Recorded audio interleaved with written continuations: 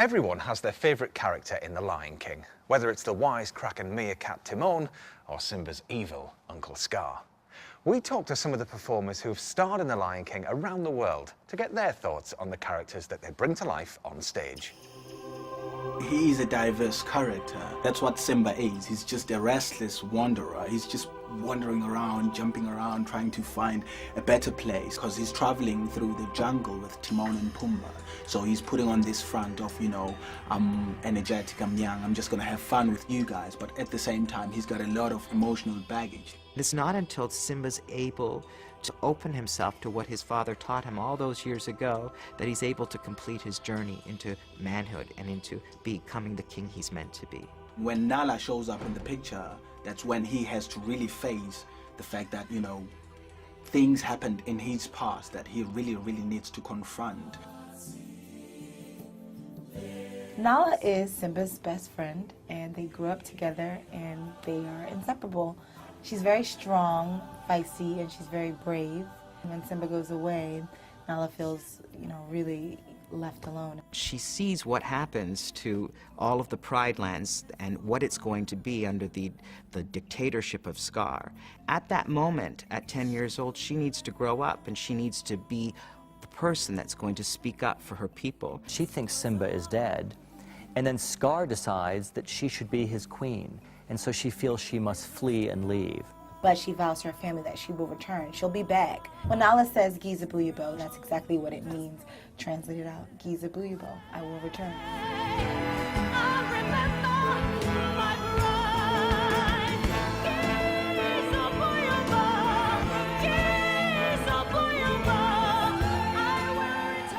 Nala is a strong woman. She's the one who comes in with the power and the strength and the heart and conviction to take care of her people.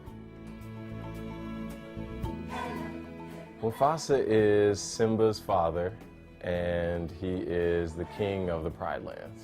He cares about his subjects, the other animals in the Pride Lands, and he cares about his family as well. Mufasa is very important to me because of what he represents. He's a good leader who is cut down in his prime, and that's something we're all afraid of, that we'll have good leaders who won't be there to guide us. He is a nurturer, a caring man, he is a teacher, and he is the essence of a king. In the scene Under the Stars, Mufasa talks to Simba about, the fact that he won't be around all the time. But the ancestors are all there watching over Simba and helping him if he's ever in trouble. So in that sense, there is a spirituality to Mufasa. Well, Scar is the brother of the present king.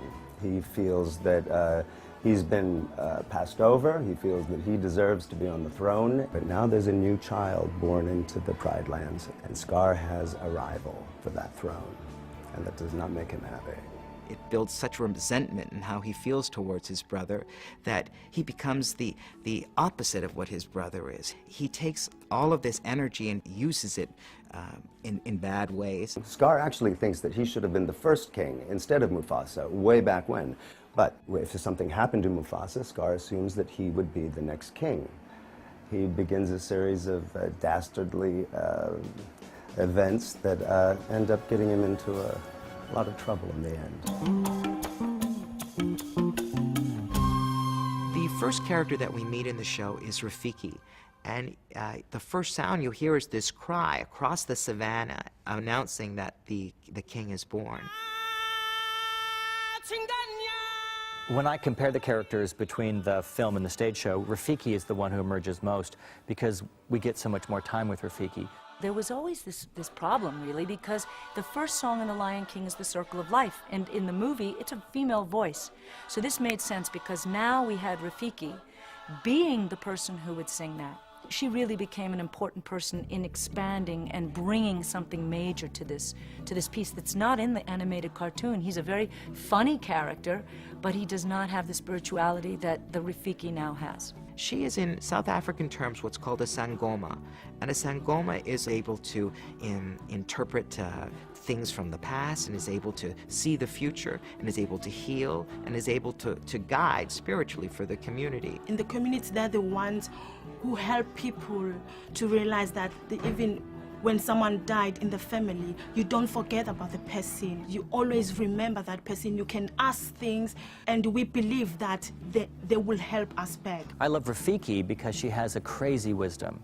We don't always understand why she's telling us what she's telling us, but it does add up. She helps Simba realize his role in the Pride Rock. She's the one that really opens his eyes as to what he needs to do to become the man he's meant to be. By having South African actresses play Rafiki, we get a much richer cultural view of the African element coming into the show, and we get a sense of their culture, and we hear their language. Not only was a great role created for a woman, but a woman that's both spiritual, soulful, and humorous. She needs to be there, and she needs to be this spiritual woman.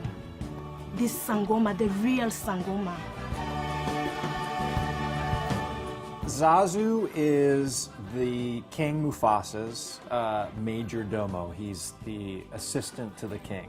His job is to keep the king informed of what's going on in the kingdom and to make sure protocol is followed from the elephants down to the moles and everything. He tries to keep everything in order. He can make the king laugh, he can, give the king great insight, and yet he's this tiny little bird.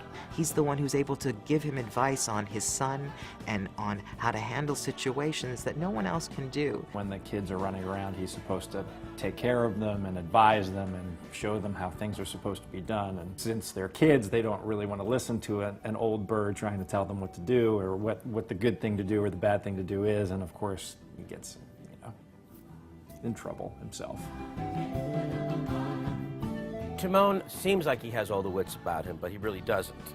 And he actually relies a lot on Pumbaa. Pumbaa's a lot smarter, than he thinks and what Timon gives him credit for. He relies on Simba's strength and Timon's wits to get by, but he serves a purpose as sort of the mediator between the two. I think that Timon and Pumbaa come into Simba's life at the perfect moment. He's lost his father, he's lost his home, and he's run and run and run until he's exhausted.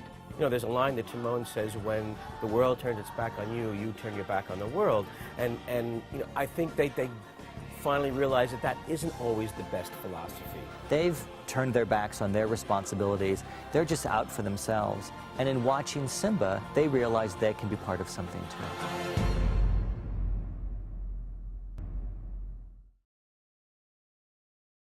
When we take our seat and wait for a performance to start, what we're probably unaware of is the amount of time and effort it takes for an actor to prepare for their role. Don't believe me?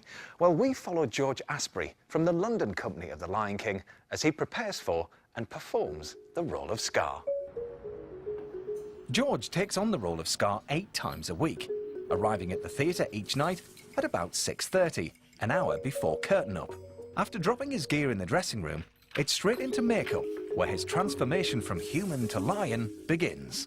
Playing the villain is, I think, probably more fun than playing the good character. When I get soundly booed at the end of the day, I know I've done my job properly. The rehearsal process was quite extensive. We had 6 weeks rehearsal, which normally you'd only have about 4 weeks for a musical. But because there's a lot to take on board with the mechanics, the movement, the style of movement, and the acting, it's quite a lot to take on board.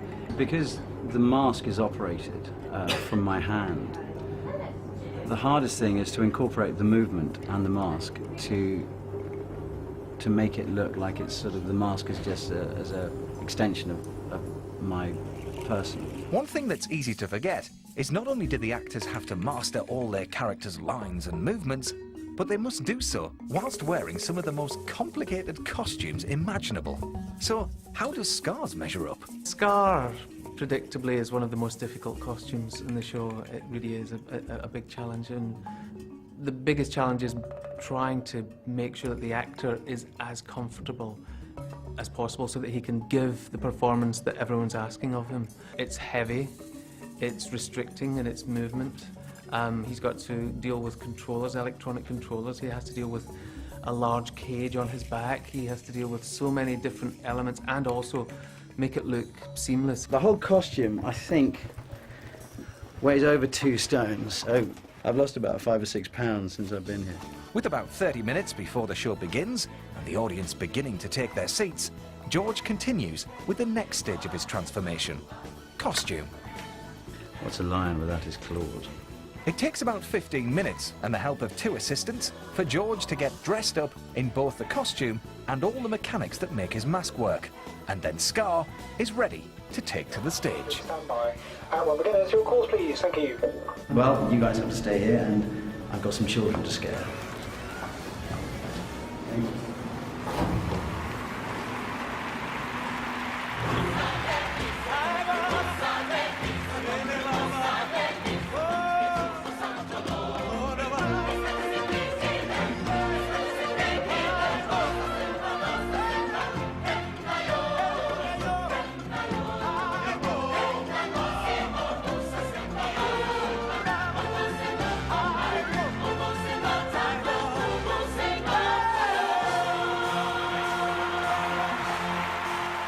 It's always enjoyable at the end.